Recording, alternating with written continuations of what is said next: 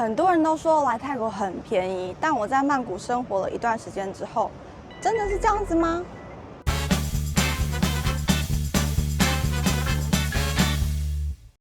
下流动力转安定，大家好，我是石小草，欢迎来到我的生活实验。今天我要把曼谷跟台湾的生活成本一次摊开来比较看看。先讲清楚，这没有极端的省钱，当然我也没有成本，可以过得很奢华，就是一般正常的在过。有一点像是，如果你今天也想要长期搬来曼谷旅居的话，你会过的样子。先从大家搬到一个区域生活最有感的吃开始，那吃就有分很多种嘛。第一个就是路边摊，也是我来到曼谷最常吃的。如果以路边摊的面店来说，一碗差不多就是50-60块的价格，我觉得跟台湾的路边摊面店没有差到非常的多。但是呢，在网上如果是便当，因为我们台湾其实蛮常中午可能会去买便当吃啊。曼谷并没有像台湾的便当，所以我是以海南鸡饭来去做比较，因为它海南鸡饭可能就会有2种不同的肉啊，又附一个汤给你，然后还有小黄瓜。那如果是以海南鸡饭来说，一份差不多呢，就是落在80块左右。如果大份一点，我有看到100块的。但是如果像是台湾的便当，一份起跳差不多都180，鸡腿便当120，然后再贵一点的便当150都有。再来就是自助餐的价格，我觉得超级有感。在曼谷这边也有自助餐，他们的自助餐呢是你点一份饭，你可能加2样菜或加3样菜，价格会不一样。那我之前加2样菜的话是大概60块到65块，那如果3样菜可能落在70块。所以我觉得曼谷的自助餐真的很便宜，因为在台湾呢，我随便夹一夹，一份差不多100左右，就是有主菜有青菜的情况之下，所以自助餐这个我是很有感，因为我蛮爱吃自助餐，可以自己挑菜。再来到曼谷，最让我惊讶的是美食街，因为在我们台湾的美食街呢，我们的印象就差不多会是180、200。甚至250都有，但是我觉得在曼谷这边的美食街落差有点大。如果你是在卖场的美食街，或者是在购物中心的美食街，那个单价真的是非常便宜，跟路边摊一样。可是如果你是到比较高级的百货公司，一样，他们的美食区域呢，价格差不多落在200-300块。所以曼谷美食街跟台湾美食街的落差，取决于你是去哪类型的美食街。在吃的部分，我就一定要说一下了，不管是在曼谷还是在台湾，只要你去高档餐厅，都是一样的贵。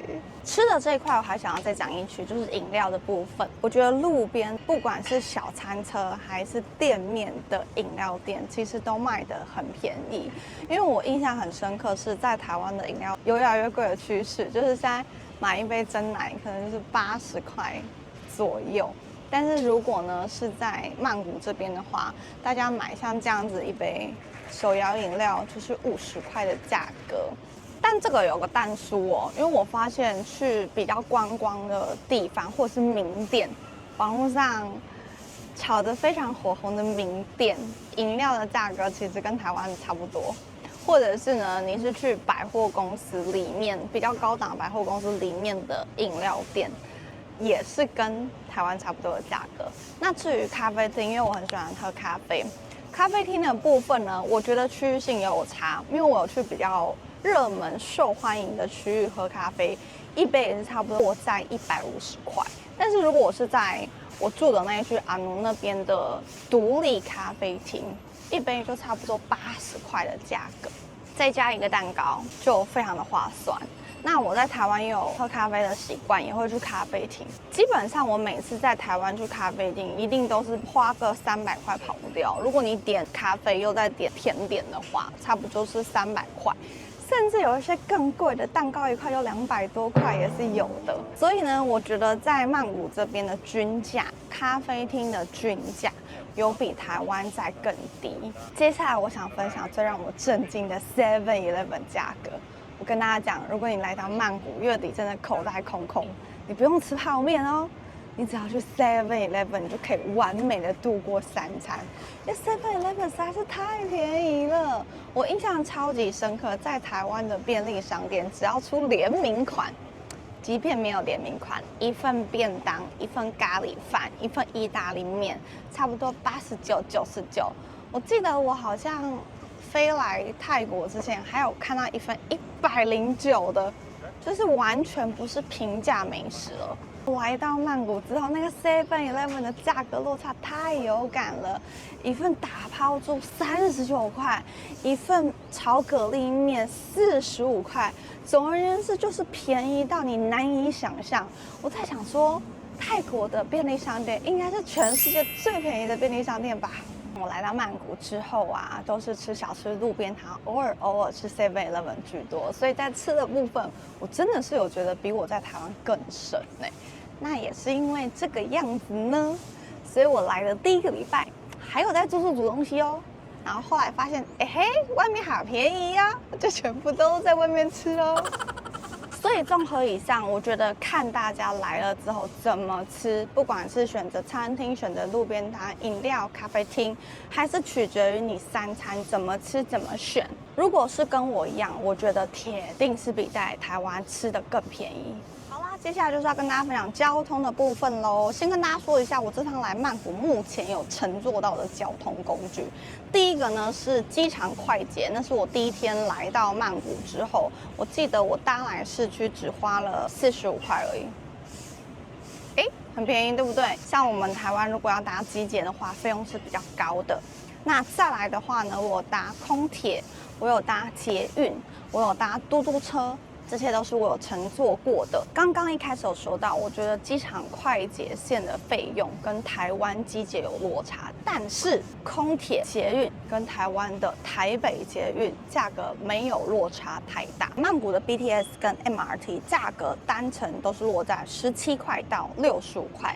看你去的距离多广，当然你可以购买单日的乘车券。如果你是来玩1整天，你大概会坐4-5趟以上的话，就很划算。1天的乘车券是150块。在台湾的台北捷运单价也是20到65块，看你乘车距离的长短。如果你是要买单日券的话，是150块。我们台湾还有个月票是1200块，看你自己乘车的需求。来到曼谷的时候，本来有想说要不要买兔子卡，结果我发现兔子卡没有比较便宜，他们是跟台湾一样，学生或是老人票才有折扣，所以我后来呢就直接购买单程车票，没有特别使用兔子卡。在捷运以及空铁的部分跟台湾并没有落差很大。接下来就要来跟大家分享计程车的部分。那台湾比较单纯，就是单纯计程车。在泰国这边的话呢，就会有 Grab。还有 motorcycle taxi， 还有嘟嘟车这3种。其中 motorcycle taxi 是在地人最常搭乘的，因为呢短程很便宜，而且呢又很方便，比较快速。毕竟大家知道曼谷的交通比较塞车，所以嘟嘟车跟 Grab 就会很常塞在中间，尤其是尖峰时段。那 motorcycle taxi 他们就可以四处转，有点危险，但是呢，它确实是比较快速、比较方便的。那它的价格又非常的平易近人哦。它的价格短程的话大概是20到50块，当然长程就会更高。接下来是 Grab， 也就是计程车，这个的话真的就比台湾计程车便宜了。在台湾计程车起跳是差不多85块、90块，甚至有一些地方是100块，还有夜间加成嘛。那在曼谷这边计程车是35块泰铢起跳，很便宜。当然，我会建议大家来玩的时候可以用 Grab 叫车。最大的原因是因为 Grab 上面你可以看到路线，价格比较透明，比较不会被就地喊价。再来嘟嘟车的话呢，差不多是50块起跳。那嘟嘟车也是有一个危险在，因为呢，嘟嘟车游客很喜欢，所以呢，司机有一些可能会喊比较高的价格，这个大家自己再注意一下。虽然讲到 motorcycle taxi、计程车、嘟嘟车这些的价格都比台湾的计程车便宜，但是我觉得台湾人很爱骑摩托车。如果你是一个在台湾生活、每天都骑摩托车的人，你的交通成本当然还是会比在曼谷更低。接下来就要讲到住宿的部分了。住宿的部分，我住在的区域是在阿奴站，它不是特别热门的观光区域，但是算是呢住宅区的地方。而环境的部分，大家可以看一下我的前几支影片，我有针对住宿做一个 room tour 开箱。那这样子的住宿呢是26000一个月泰铢。那当然，因为我人在曼谷嘛，算是泰国的首都，所以我会跟台北市的租屋价格来去做比较。我在 Room Tour 那支影片有说到，这一次来到曼谷是我人生当中第一次租屋，因此在这一块呢，我有询问了我其他租屋的朋友。他们说，以我的房型大小来说，跟台湾的租屋并没有比较便宜。可是如果以环境以及设备来说，他们觉得有比台湾同价格的来得更好。既然讲到房子，不能只提租房，我们要顺便来说一下房价。各位广大的台湾民众们都知道，我们台湾的房价真的是非常的可怕，尤其是蛋黄区。这边要给大家一个2026年1月20号提摩新闻给我们的房价资讯，每平126万，就在我们台北市。网络上的数据显示，2026年初台北市的房价维持高档，整体的平均成交单价约在每平100至126万之间。蛋黄区如大安区、信义区预售屋的单价常常突破了150到200万元，而精华地段小坪数的套房有超过200万元一坪的成交案例。接下来我们就要聊聊曼谷的房价了。曼谷新电梯大楼，新的哦，每坪房价约落在新台币35万至80万，看地区的等级而定。例如精华区，我们既然刚才呢讲台北是蛋黄的精华区，我们一样要比较的是曼谷的精华区，差不多呢是落在60到80万台币以上。如果是外围比较成熟区的话，预售屋的单价大概是在20到30万元起跳。所以呢，曼谷的新成屋基本上单价都是低于台北很多很多。而且重点来了，曼谷卖房子几乎都是精装。除了室内精装之外呢，他们的社区建设也很好。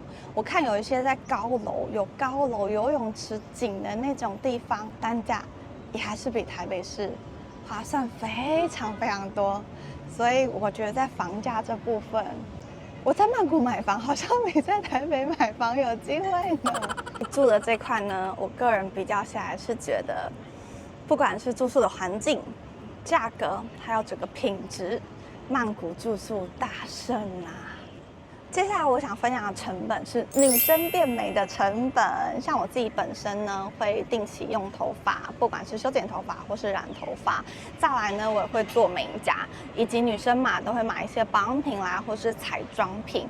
我觉得在曼谷的变美成本真的比台湾更低。像我印象很深刻，我来台湾之前，本来有想要买某一个品牌的气垫，在台湾卖是500多块的价格，但是我发现在曼谷同一个品牌同一个气垫买399。